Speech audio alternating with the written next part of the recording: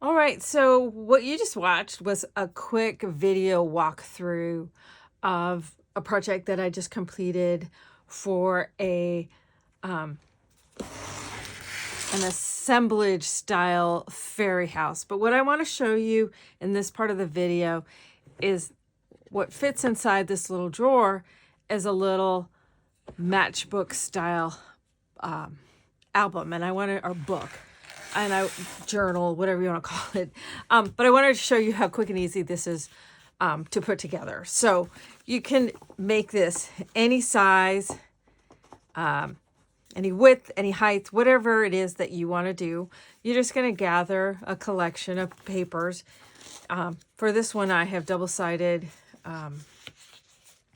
gel printed papers, some papers from old books, some fabric pieces, my absolutely favorite mixed media paper, which is Reeves BFK. It takes dry and wet medium. It doesn't warp and bend, and it stays nice and flat without a whole lot of effort.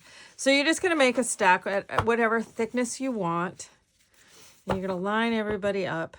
Sometimes the fabric pieces don't always want to cooperate.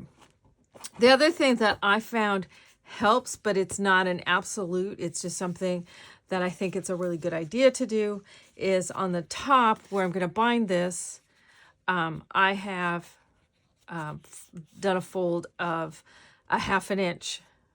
I scored it 1/2 inch down from the top edge, and I folded it. Now, if you're using bigger clips than what I use, you will potentially make that up as much as 3/4 inch.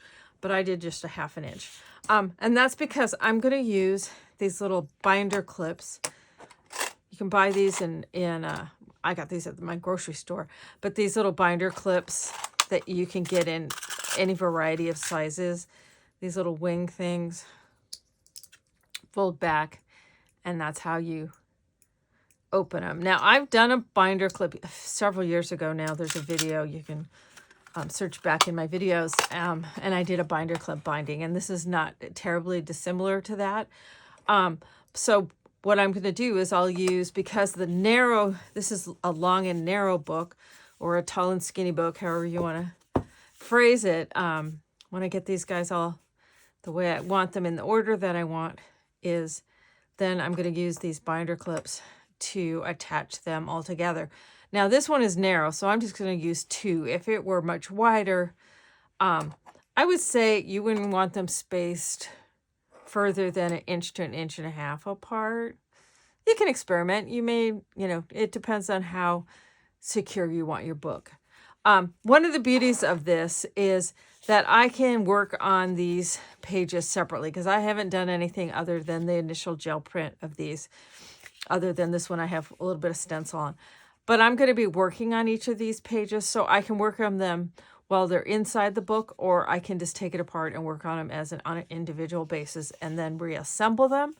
You can take the book apart, reorder it, however you want to, but the pages are all removable, and it can be changed out as often as you want. So I have them all stacked. I have everything lined up width-wise, and up at the top I have them all lined up tightly together so I can clip these on.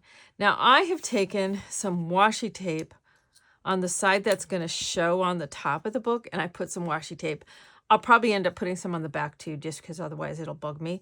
But I have some washi tape on there to cover that, so it doesn't just look like a black binder clip. So I'll hold these guys all together and squish it around so that it fits on there. Now I have this, the fold is, let's do this silver side so it shows up better on camera. So this edge is where my fold is. So I come about 1/8 inch, or maybe a little bit more than 1/8 inch. The edge of the binder clip that's the proximity to that fold line. So I line in this up. Now I have these touching in the middle, and there's a little space on each side. If you want them to be to the outside with the space in the middle, you can do that. It's totally up to you. I just have them kind of centered and touching each other. And by having that score and fold line, when these open up, it just opens up a little bit easier. So then what you can do is you can squeeze these and take these parts out. Now put them somewhere where you can find them so that you can get this off if you want to.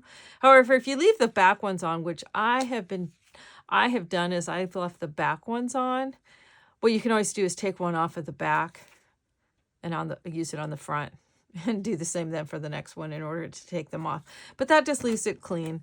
So you can just set this somewhere. I might even make a little pocket on this very back or the inside back cover to put those in. But that just, then it holds everybody all together. Nobody's gonna go anywhere. So then, because you could make this just be the cover and the back cover if that's what you wanted. But I want it to be a little bit more of a true, look like more like a book.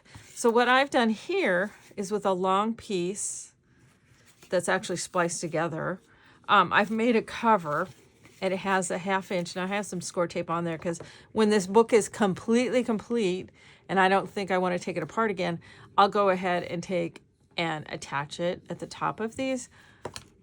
But I don't know if I'm going to do that. I just had the score tape on there. But I have this overlapping.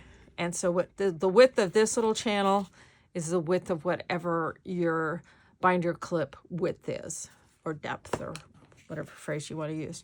And so then this can just set over the top like so. Well, to hold it on though, I want some ribbon to go through there. Now, I personally, every time I try to put it in beforehand, I end up getting it caught. So I just have this giant, it's actually plastic, this giant plastic needle, but you could also use a piece of wire, fold it in half and slide it through. And I just, in order to run my ribbon through there, I just do that. So then I can set this. So then my ribbon runs freely in the top because there's a gap space here at the top of my binder clip. I'm going to set that on my cover, fold my cover around, and then I will take even those guys out and then take and tie them. Now I'm just doing a bow tie right now.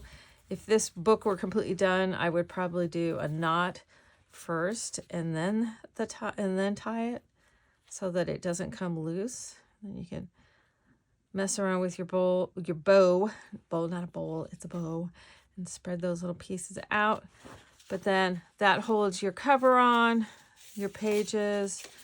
You can decorate and embellish however you choose to do so. I kind of went with a color palette theme with my pages, with my gel printing, and as I said, I will continue and finish this, and I'll do a walkthrough of it. From this Seek, Gather, Create this February here, I'll end up with several books that I will be continuing to work on. So then this just in this project, this just slips right down in there.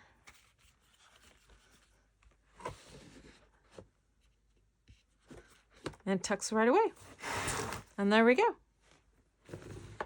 Special hidden book. Thanks a bunch.